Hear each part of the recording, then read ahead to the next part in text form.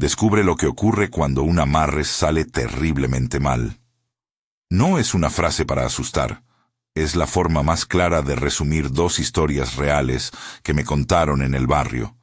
Dos vidas que se partieron por algo que empezó como un deseo de atraer y terminó en destrucción. Te voy a llevar paso a paso por lo que pasó con Javier y con Yolanda, para que entiendas por qué un intento de controlar a alguien puede costar más de lo que imaginas. Hace años que escucho casos así. Vecinos que llegan al potrero con la esperanza de arreglar un corazón roto, familias que buscan atajos para arreglar lo que el diálogo no pudo, y siempre hay una misma raíz: la envidia, la urgencia, el miedo a perder. Pero lo que vi en la casa de Amelia y lo que me contó Raquel sobre Yolanda no se parece a los rumores que corrían en la esquina. Son historias con rostros, fechas y consecuencias concretas. Y si estás atento, vas a reconocer señales que quizá están pasando cerca tuyo ahora mismo. Si esta historia resuena contigo y quieres entender más casos como este para proteger a tu familia, suscríbete y quédate hasta el final. No te voy a dar recetas, no voy a prometer milagros, solo voy a contar lo que sucedió, para que nadie más tenga que aprenderlo de la peor manera. La primera historia empieza en una casa que todos conocían, la de Amelia, una mujer que llevaba años siendo el pilar de su familia. El barrio la respetaba porque siempre tenía tiempo para una charla, porque su cocina servía de refugio en tardes de lluvia. Su hijo Javier era de esos jóvenes que despiertan orgullo.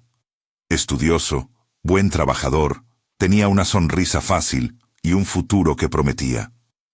Su esposo, un hombre trabajador del que hablaban sin estridencias, mantenía el hogar estable. No eran ricos, pero en su calle eran considerados la familia modelo. Todo cambió con la llegada de Juliana. No apareció con vueltas. Vendía comida en la puerta del mercado, caminaba con el delantal manchado de harina y una palabra amable.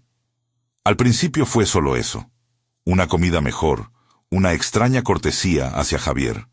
Pero hay gestos que dicen más que 1000 promesas. Una mirada que se repite, un plato que siempre llega con un detalle. En pocos meses, la relación entre Juliana y esa familia empezó a tejer una madeja que nadie, al principio, supo cómo deshacer. La dinámica fue sutil y por eso peligrosa. Juliana no entró como quien rompe un hogar con gritos. Lo hizo como quien enreda una planta en una reja, poco a poco, sin ruido. Cocinaba para la casa, entendía de pequeños favores, conocía los horarios y las rutinas. Tenía una palabra suave para Amelia. Ofrecía un consejo para el esposo cuando los ánimos estaban tensos. Para Javier parecía una presencia que comprendía sus inseguridades. Lo que para algunos fue cariño, para otros fue un hilo que comenzó a tirar de piezas que deberían permanecer juntas. Las peleas comenzaron a colarse por las rendijas. No siempre eran grandes discusiones. A veces eran silencios largos en la mesa, miradas que evitaban un tema, segundas interpretaciones de una palabra. Amelia, que siempre se había ocupado de la casa con la paciencia de quien conoce el valor de los pequeños detalles, empezó a verse cansada. El estrés se le pegó a la piel. Dejó de reír igual, olvidaba cosas simples, y la tensión en la casa se volvió un peso físico. Los vecinos notaron que las visitas a la farmacia eran más frecuentes. Lo que era una tensión doméstica fue transformándose en un paisaje donde nadie se sentía seguro. Y lo peor es que, en ese mismo tiempo, Javier empezó a mostrar signos de dependencia. No era solo enamoramiento. Era como si su voluntad se fuera desvaneciendo frente a la presencia de Juliana. Se excusaba, prometía cambios que no ocurrían. Se alejaba de su familia en pequeños gestos que, sumados, cortaron la comunicación. La palabra amarre circuló en murmullos entre algunos vecinos, pero nadie se atrevió a decirla en voz alta porque las acusaciones pueden estigmatizar y a veces esconder la responsabilidad. La fractura llegó con un golpe que nadie supo medir. Amelia enfermó. La fatiga se volvió irreversible. y en cuestión de semanas, murió de manera que nadie esperaba. La familia se desmoronó en culpa, rabia y desesperación. En esos días de duelo, las sospechas no hicieron más que crecer, hasta que salió a la luz algo que dejó congelado al barrio. El padre de Javier había mantenido una relación secreta con Juliana. Fue una traición que quemó lo poco que quedaba de confianza. Para Javier, la situación fue doblemente devastadora. Además de perder a su madre, se encontró con la evidencia de que la persona que debía protegerlo había elegido a otra. En medio del dolor, Javier se hundió. Sus amigos contaban que ya no contestaba el teléfono, que comía poco, que pasaba las mañanas en la terraza mirando al vacío. Algunos decían que estaba poseído por una obsesión. No podía dejar de buscar a Juliana. No podía dejar de justificar la traición de su padre. Fue entonces cuando alguien recordó a una anciana curandera del barrio, una mujer ciega, que había sido figura respetada hacía décadas por prácticas tradicionales, y la familia, al borde del abismo, decidió buscar su ayuda. Es importante decirlo claro. Buscar a una curandera no es lo mismo que reproducir ritos o prácticas peligrosas. En este caso, la anciana era conocida por sus métodos simbólicos y por acompañar procesos de personas que sentían que algo los ataba. La familia aceptó que necesitaban intentar algo diferente. No esperaban verdades inmediatas ni milagros. Solo buscaban detener la caída de Javier. La visita a la anciana fue intensa. No por detalles rituales, no los voy a describir ni a detallar, sino por la atmósfera que se creó. Una casa pequeña, olor a hierbas, palabras cantadas bajas, vecinos presentes como testigos mudos. Lo que siguió fue abrupto para muchos que observaron. Javier mostró reacciones físicas fuertes, una liberación que se manifestó con vómitos y combinaciones extrañas de objetos y material que sorprendieron a quienes estaban ahí. Evito explayarme para no caer en la morbidez. Basta decir que salieron cosas que no parecían naturales en la situación y que para los presentes fueron la evidencia de que algo ajeno lo estaba atando. El resultado inmediato fue que Javier recuperó algo de control. No fue una sanación total ni un final feliz. Volvió a hablar con su familia, a salir a la calle, a retomar tareas que había abandonado. Pero la casa ya no fue la misma. El padre quedó profundamente implicado en la relación con Juliana. No hubo arrepentimientos públicos ni reconciliaciones fáciles. El remedio, si se puede llamar así, había liberado a uno y dejado al otro más preso que antes. La familia, aunque con un miembro menos, continuó, pero con heridas que el tiempo no cerró del todo. En el barrio hubo opiniones encontradas. Para algunos, la anciana hizo lo que pudo para devolver a Javier a sí mismo. Para otros, aquello solo tocó la superficie. La verdadera causa de la ruina había sido la manipulación, la traición y la envidia que se había colado en la casa. Nadie habló de milagros garantizados. Hubo alivio, sí, y también escepticismo. Y esa mezcla es la que marca una verdad más grande. Cuando se juega con el control de una voluntad ajena, incluso si logras liberar a uno, las consecuencias pueden seguir propagándose. Si te parece fuerte lo de Javier, espera a la segunda historia. Aquí no hubo una anciana que restituyera parte del equilibrio.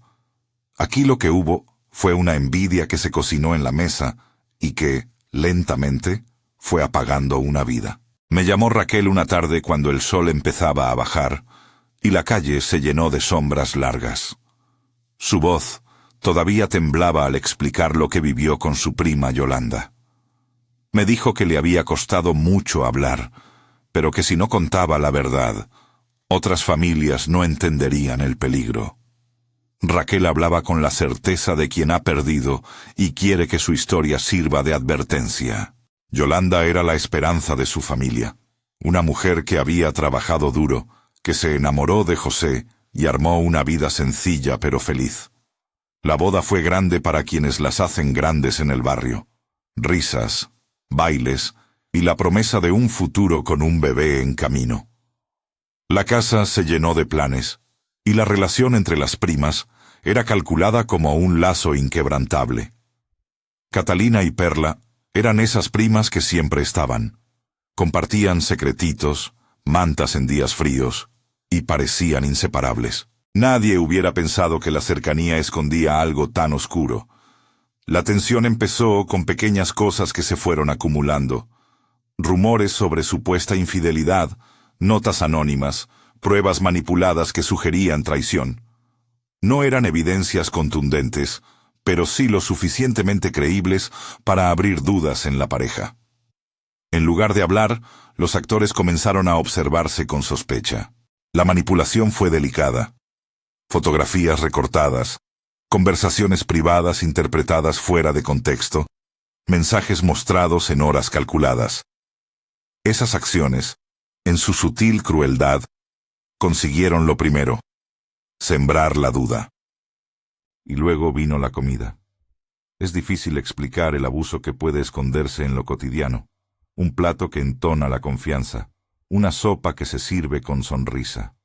Catalina y Perla empezaron a acercarse con excusas, a ofrecer platos que curaban el mal de amores, a insistir en visitas con gestos de apoyo. Nadie en la familia imaginó que en el interior de esa cocina que tantas veces había sido refugio, se gestaba el daño. Yolanda comenzó a sentirse mal. Náuseas, dolores que no cedían, una fatiga que la fue consumiendo. Primero pensaron en virus, en estrés. Nadie imaginó que la línea entre la cocina y la mala intención era tan fina. La enfermedad se agravó rápidamente. Yolanda perdió el embarazo, y a los pocos días su salud empeoró hasta que quedó internada. Todo el barrio se conmovió.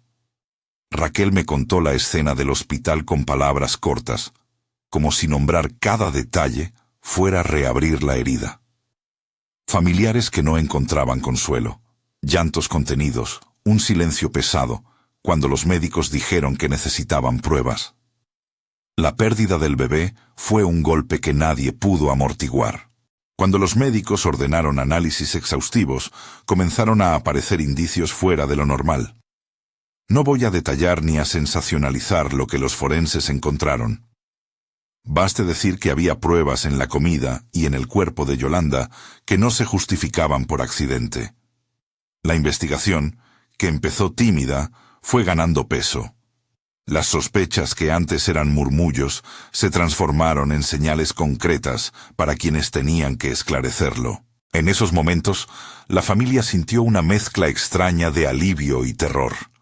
Alivio al pensar que quizá había una explicación, terror al pensar que alguien del entorno pudo haberla herido de manera deliberada. Raquel me contó cómo, en las noches, las primas, aquellas mismas que habían compartido infancia, dejaron de ser queridas y se convirtieron en rostros sospechosos. La pregunta que todos se hicieron fue terrible. ¿Qué puede motivar a alguien a destruir la vida de otra por envidia? Lo que sigue no es fácil de escuchar, porque implica confesiones, juicios y condenas que arrancaron familias de raíz. Pero esa parte la dejaré para más adelante. Ahora quiero quedarme en la sensación de la escalada. Cómo una envidia callada puede transformarse en una acción que nadie identifica hasta que es demasiado tarde. Yolanda fue una víctima de una manipulación que nació en la intimidad de la familia y que se dirigió hacia su cuerpo, hacia su futuro. Mientras la investigación avanzaba, el barrio empezó a mirar hacia adentro. Es curioso cómo la confianza se rompe con más rapidez que la violencia. Los lazos familiares, una vez heridos por la sospecha, tardan años en recomponerse, si es que lo hacen.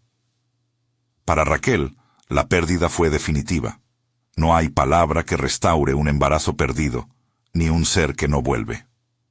La justicia puede llegar a castigar a los responsables, pero no devuelve lo esencial. Esa es quizá la lección más cruda.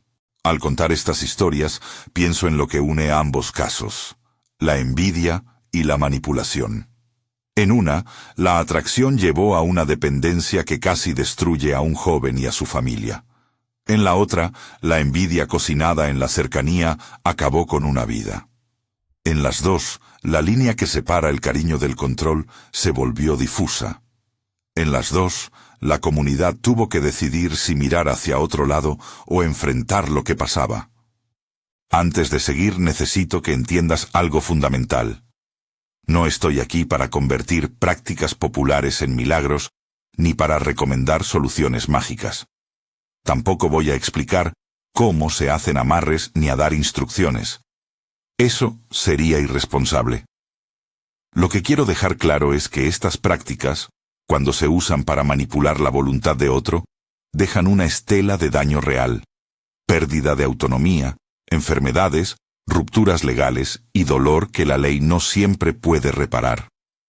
Lo que observé con Javier y lo que escuché de Raquel sobre Yolanda me hizo entender que la prevención pasa por algo sencillo y difícil a la vez: comunicación y vigilancia de las dinámicas familiares.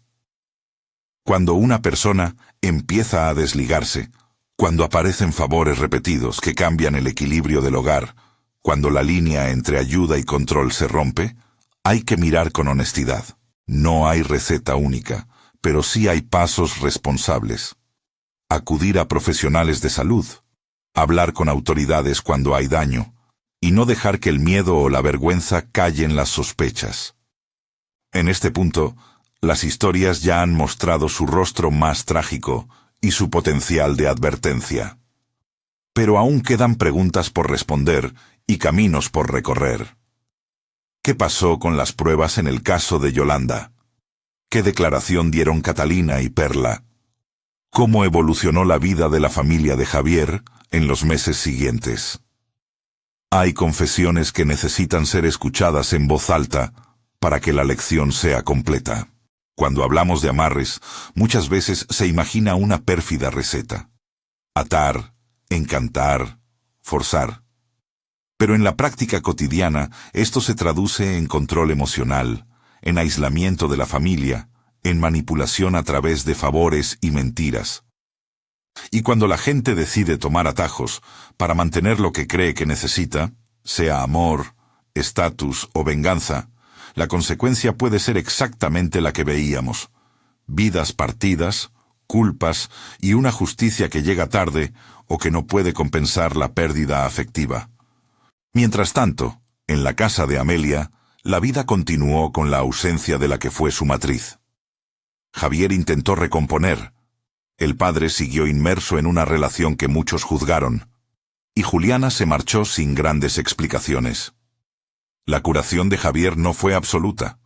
Hubo recaídas, días de sombra y un callejón de culpas que la familia nunca resolvió del todo. La intervención de la anciana curandera dejó una marca. Fue una puerta para recuperar la autonomía de Javier. Pero ese mismo acto no pudo volver el tiempo ni rehacer lo que la traición y la envidia habían roto. En el caso de Yolanda, la investigación estaba en marcha y las huellas comenzaban a acercarse a nombres. Pero lo que ya se había perdido no tenía vuelta atrás. Raquel, con la voz todavía entrecortada, me dijo una frase que no olvidé. A veces pensamos que la envidia es solo un sentimiento, pero en nuestras casas se convierte en un arma. Esa frase retumbó en mí como un eco que obliga a mirar el entorno con más atención. Hay, sin embargo, un elemento que une a ambos relatos y del cual nadie habla lo suficiente: la responsabilidad comunitaria. No hablo de señalar por señalar. Hablo de entender que cuando una persona hace favores repetidos que cambian los límites de una familia, cuando alguien empieza a ejercer control sobre la voluntad ajena, el barrio tiene la obligación moral de intervenir, de preguntar, de ofrecer alternativas. No se trata de juzgar de inmediato, sino de preguntar con valentía: ¿qué está pasando aquí? Ahora dejo la historia en un punto donde las preguntas son muchas y las respuestas no terminan de aparecer. Quedan pendientes las confesiones que cambiarán muchas cosas, las decisiones judiciales que traerán alguna reparación y las consecuencias íntimas que cada protagonista deberá cargar. En los próximos instantes voy a contar cómo la investigación sobre Yolanda empezó a desenmarañar la verdad detrás de las pruebas y qué sucedió en la audiencia que nadie en la familia esperaba. Pero antes de seguir, quiero que guardes algo importante. Cuando un amarres sale mal, no se trata solo de una mala jugada espiritual. Se trata de vidas humanas que quedan expuestas a la violencia de la manipulación. Y esa verdad exige acción, no indiferencia. La investigación sobre Yolanda no tardó en tomar forma, pero nadie estaba preparado para la velocidad con la que las piezas empezaron a encajar. Los peritos tomaron muestras de la casa, de la comida, de utensilios, revisaron mensajes y llamadas. Y en muy pocas semanas, los indicios dejaron de ser sospechas para convertirse en pruebas concretas. Fue el trabajo frío de la ciencia el que dio a la familia una certeza terrible. Algo en la cocina había sido introducido deliberadamente, y ese algo tenía relación directa con la enfermedad de Yolanda y la pérdida del bebé. Cuando la policía llamó a Catalina y a Perla para declarar, la comunidad esperó que negaran todo. En cambio, las primeras declaraciones fueron esquivas, dudas, contradicciones, silencios que hablaban más fuerte que cualquier negación. Con el avance de la investigación, las pruebas comenzaron a apretar. Mensajes ocultos, compras atípicas registradas en cuentas que antes pasaban desapercibidas, y testimonios de vecinos que recordaron visitas insistentes a la casa de Yolanda en los días previos a su internación, terminaron por dibujar un patrón claro. La confesión no llegó de inmediato. Hubo audiencias preliminares donde las primas mantuvieron posturas diversas. A ratos, indiferencia. A ratos, nerviosismo. La fiscalía presentó su argumento con cautela. Envidia como motivo. Acciones deliberadas como medio. Consecuencias irreparables como resultado. Para quienes escuchaban desde afuera, el proceso pareció lento. Pero para la familia de Yolanda, cada día de trámite era una reapertura de la herida. Raquel me lo contó con la voz gastada por las noches en vela.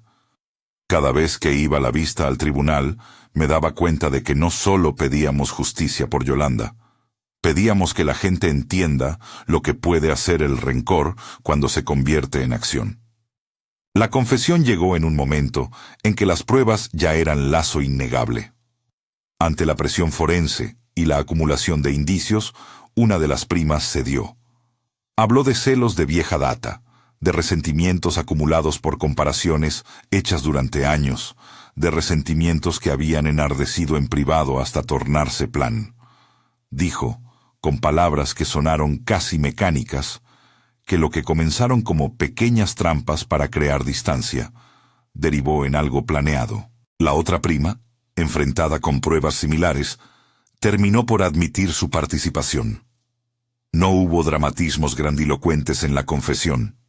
Hubo explicaciones frías, lenguaje legal y, sobre todo, una transparencia que dejó al descubierto la naturaleza humana que había permitido tanto daño.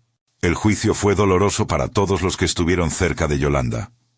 Entre testimonios técnicos, declaraciones de peritos y relatos de la familia, emergió la cruda realidad. No todo el daño puede repararse con una sentencia.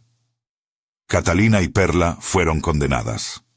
La justicia impuso penas que reflejaron la gravedad de los hechos. Para el barrio, la resolución trajo alivio parcial. Había responsabilidad legal y consecuencias penales. Para la familia, la sentencia fue una confirmación de la verdad que tanto había buscado, pero no un consuelo suficiente frente a la ausencia de Yolanda ni a la vida que dejaron de tener.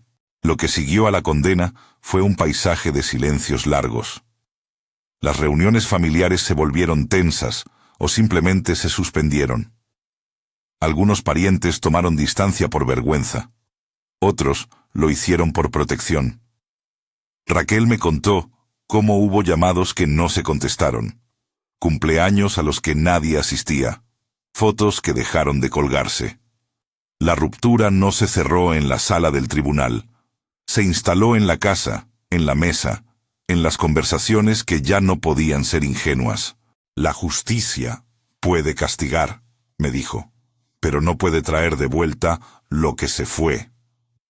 Mientras tanto, en la casa de Amelia, la vida siguió con ritmos quebrados. Javier tuvo altibajos, días de claridad, donde parecía recuperar proyectos, y vuelcos oscuros, donde la nostalgia lo llevaba a rechazar la realidad. La intervención de la anciana curandera había tenido un efecto evidente. Devolvió a Javier una capacidad de decisión que parecía perdida. Sin embargo, el remedio simbólico no borró el dolor de la pérdida, ni las marcas que dejó la traición del padre. La relación entre padre e hijo quedó marcada por la amargura. Para muchos vecinos, la decisión del hombre de permanecer con Juliana fue un acto incomprensible. Para él, quizá una contradicción de la carne y la memoria. En cualquier caso, la convivencia no se reconstruyó como antes. Juliana, que había sido el eje alrededor del cual se tejieron las sospechas, terminó por irse del barrio. Algunos dijeron que se mudó a otra ciudad. Otros, que dejó el comercio ambulante para evitar confrontaciones. Nadie la expulsó formalmente, pero la mirada colectiva fue suficiente para desplazarla. No hubo acusaciones penales en su contra por el simple hecho de haber sido cómplice de una relación.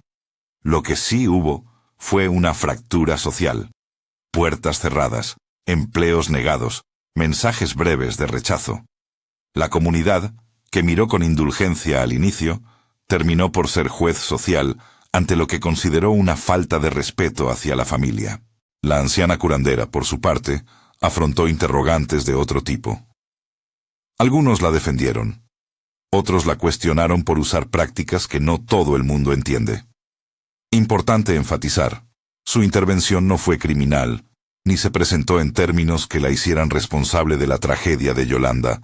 En el caso de Javier, su participación fue solicitada por la misma familia y su acción tuvo un efecto restaurador en ese contexto particular. Eso, sin embargo, no debe convertirse en una recomendación universal. La anciana no era una solución mágica, y su historia recuerda algo crucial.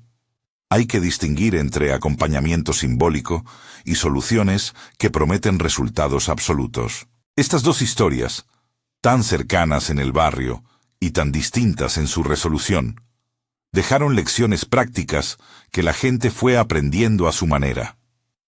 La primera, que los vínculos siempre deben ser vigilados con transparencia.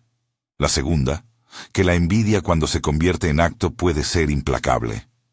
Ambas cuentan lo mismo desde distintos ángulos. El control nunca es amor, y la manipulación, tarde o temprano, se cobra un precio. No podemos quedarnos en la narrativa del horror sin movernos a la reflexión colectiva. En muchos barrios, cuando alguien ofrece favores repetidos o cuando una presencia externa empieza a tener influencia desmedida, la reacción habitual es minimizarlo. Es buena gente, ayuda a todos. Nosotros no vamos a juzgar. Eso funciona hasta que alguien siente pérdida real. La prevención, entonces, no es solo tarea de la familia afectada, es tarea de la comunidad. Preguntar, acompañar a la víctima, ofrecer alternativas de contención y remitir a profesionales cuando hay signos de manipulación o coacción son pasos concretos que pueden romper el círculo de daño. También hay un aspecto legal y de salud que suele olvidarse.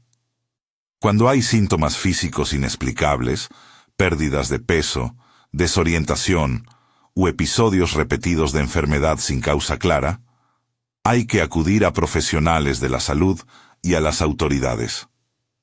No se trata de patologizar cada conflicto doméstico, sino de reconocer cuando la línea se cruza hacia daño físico. Las pruebas forenses existieron en el caso de Yolanda y permitieron esclarecer lo ocurrido. Sin ese trabajo meticuloso, la versión del dolor hubiera quedado en rumores. Por eso es vital denunciar, no por venganza, sino por proteger a otros. Hablé con psicólogos comunitarios que trabajan en zonas donde la mezcla entre creencias populares y prácticas peligrosas es común. Ellos insisten en la idea de cuidado sin estigmatizar. Acompañar a la persona que siente pérdida de voluntad, ofrecer espacios de diálogo, detectar patrones de aislamiento y control, y referir a servicios especializados. Esos expertos no vienen a negar las experiencias espirituales de la gente, sino a complementarlas con herramientas de protección y salud mental. En esencia, la fe y la comunidad pueden ser recursos, pero nunca deben sustituir acciones legales y atención médica cuando hay daño. Volvamos un momento a la pregunta central que planteo al inicio.